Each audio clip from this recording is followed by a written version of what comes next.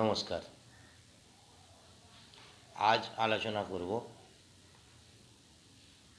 জাতক বা জাতিকার পুত্র সন্তান কখন প্রাপ্তি হয়।